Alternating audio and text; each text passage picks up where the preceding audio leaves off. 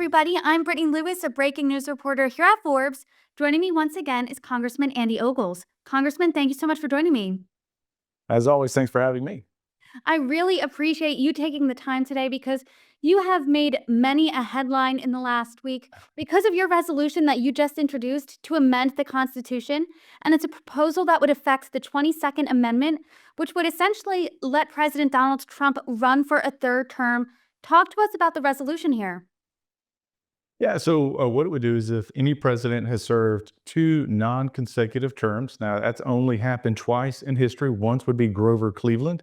The second time would be President Donald Trump. And so you would presume when looking at history that would require unusual or special circumstances, like in the case of Donald Trump. So he ran, he lost, and then there was a mandate for him to be replaced or put back into office. And so what this would allow, if it were to be amended, so it would have to be ratified in the House and the Senate, and then by 3/4 of the states, 38, that he could then run for a third term if he chose to. It's permissive, he doesn't have to. And then the American people would get to decide if he deserved a third term. So there's lots of checks and balances. Then the other thing this does is it prevents someone from being able to run in perpetuity. So if you remember back in history, FDR was elected to 4 terms. Obviously, after that point, there was an amendment put in place to restrict that. But what this does do is allow for those special circumstances. And I would argue that Joe Biden has done a decade's worth of damage in 4 years. It's going to take a decade to unravel the border, foreign policy, some of the other entanglements and messes that he's made. And that's why at this moment in time in history, we need a strong leader like President Donald Trump.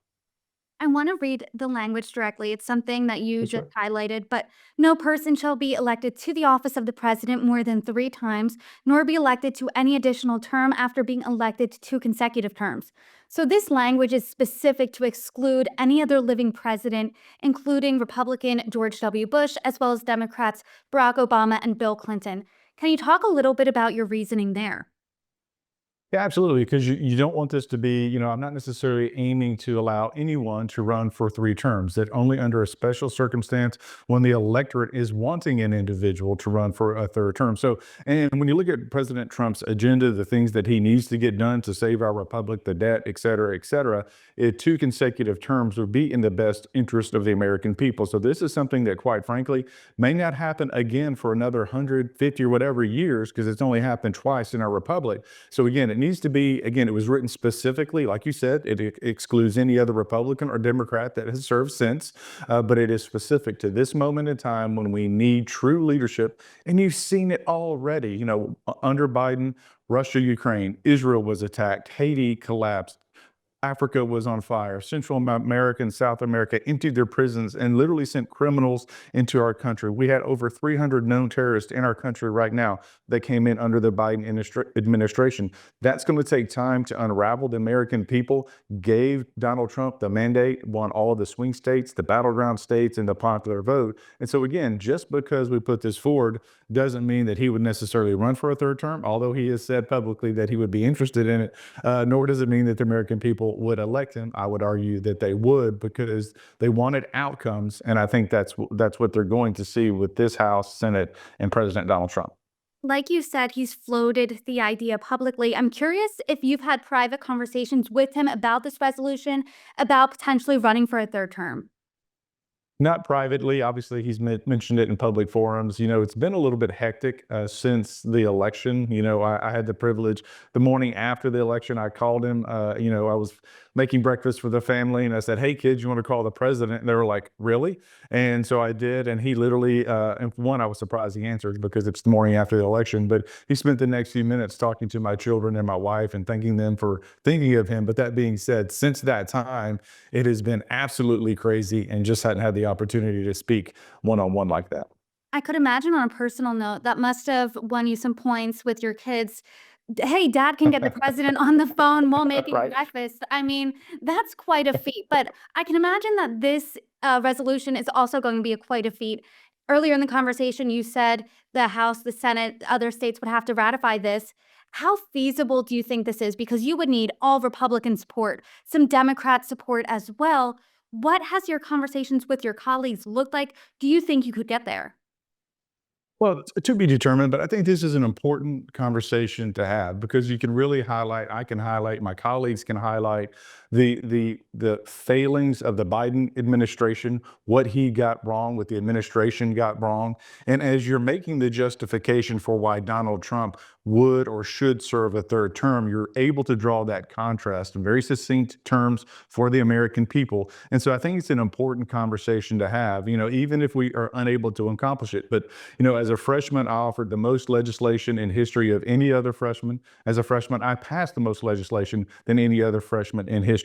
And so I'm willing to do the work, to do the hard things, to quite frankly, fight for the American people. I think this is in the best interest of our Constitution and the American people and our future. And so I'm willing to at least give it a shot and do the hard work. And again, have this important conversation of the difference between the Trump future versus the Biden future. In this conversation, you're essentially saying that President Trump is the only leader to meet this moment.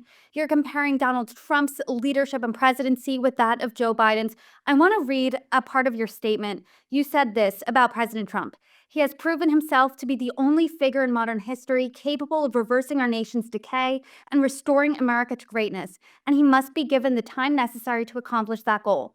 I'm curious what you think about new talent. Is this essentially saying that you don't think the GOP has a deep bench? Oh, on the contrary, but part of it too is a proven track record, and so let's look at the exchange between the United States and Colombia.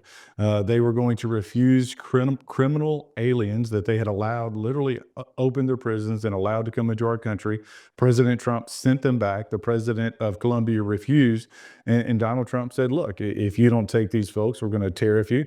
I'm not a big fan of tariffs, but in this case, it was the proper tool to meet an end, and they relented. I'll be honest with you, had it not been for Joe Biden, a country like Colombia would have never thought about bowing up against the United States of America. But because we've been perceived as weak, again, Russia, Ukraine, we have been perceived as weak, so Russia went ahead and attacked Ukraine. China has increased its saber rattling as preparations for some sort of incursion, whether economic or quite frankly, on the ground against Taiwan. And so why? Because they perceive the United States as weak. So to have Donald Trump in office 2 consecutive terms for 8 years gives the global economy landscape the stability of knowing that we are leading from strength. And then it also gives JD Vance 8 years in the role of vice president. He seamlessly moves into the role of president. And we have 16 years of conservative, quite frankly, America first leadership that is in the best interest of the global economy. Look, the economy loves peace. The economy loves stability.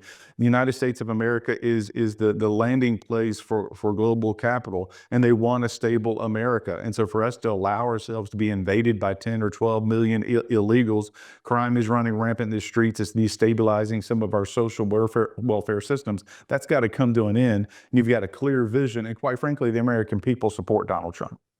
Let's talk about JD Vance here because, as you noted, he only has 4 years to make himself a national contender to potentially be the next party's nominee, as precedence holds if your resolution doesn't go through.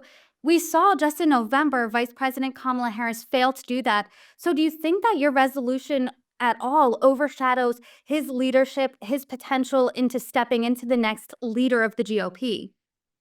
Not at all. I mean, I think, again, actions speak louder than words. You look at President Trump's actions in the first 10 days or so. You look at JD Vance's actions and how he's handled himself on the global stage, the way he's been able to deliver a message and connect with the American people. So this has nothing against JD Vance. And quite frankly, he will be our next nominee for president, whether that's in 4 years or 8 years. And I do believe he'll win because he comes from the humble beginnings, the grassroots beginnings that America is craving right now. And so I think JD Vance is, and I was in D.C. yesterday. I took off right before the horrible accident, and prayers go out to all of those that just occurred. But that being said, I saw him briefly, gave him a fist bump. So I'm a big fan of JD Vance. He will be our next nominee. Obviously, age was quite a factor in the last election. Critics said President Biden was too old to seek a second term. There were also a lot of questions swirling about his mental acuity, especially on the debate stage with President Trump. Trump will be 82 when the next election rolls around. Do you think he will essentially be too old? What do you think about that age? then?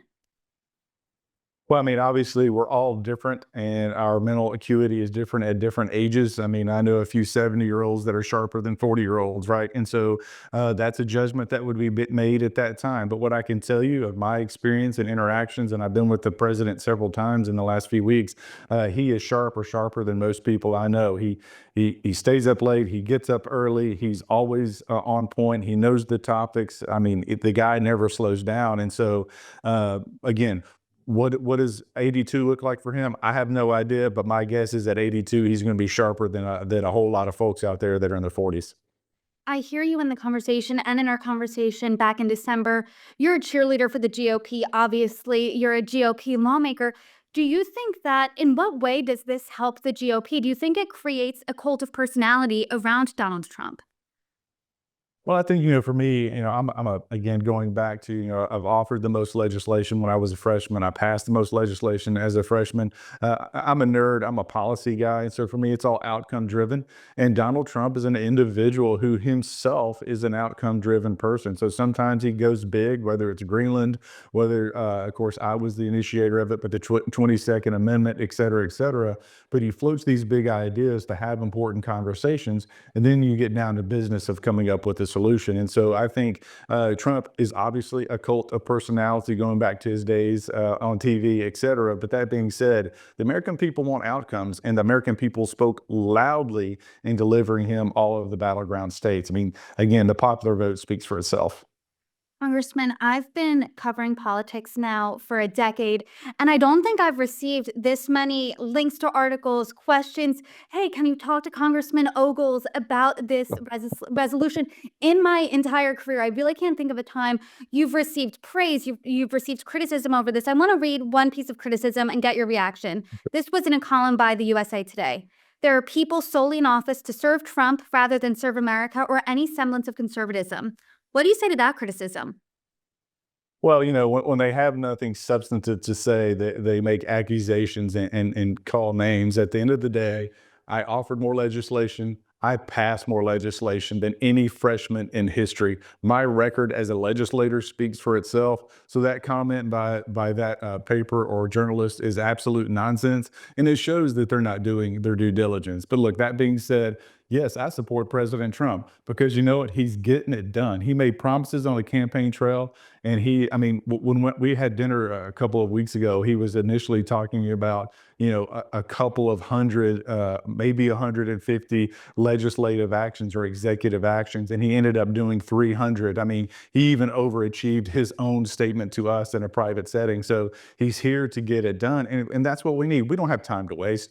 We're adding $1 trillion worth of debt every 110 days. We were being invaded at our southern border. And regardless of where you're at on, amnesty or how you fix the immigration system, no country can allow itself to be invaded. You have to secure the border. And so that being said, he's delivering on those messages, and some of the most violent gangs in South and Central America that never had a foothold in our country, literally swept across this country because Joe Biden was letting them in.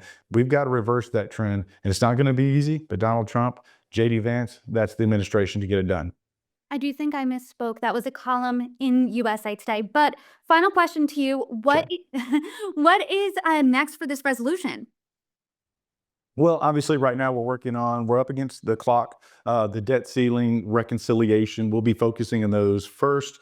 Obviously, I continue to kind of sell the idea of amending the 22nd Amendment, and then we'll see what the grassroots does. That's what elected Donald Trump. This is what would get something like this to pass, because as you said, it is not easy. It's not meant to be easy, quite frankly. You're not supposed to be able to just amend it on a whim. It has to go through a thoughtful process. And so that's what we're going to do as we go forward. We're going to have that thoughtful conversation. We're going to draw a contrast between Trump's future, Trump's vision for America, and what Biden and the damage he did. And then we'll see what happens from there.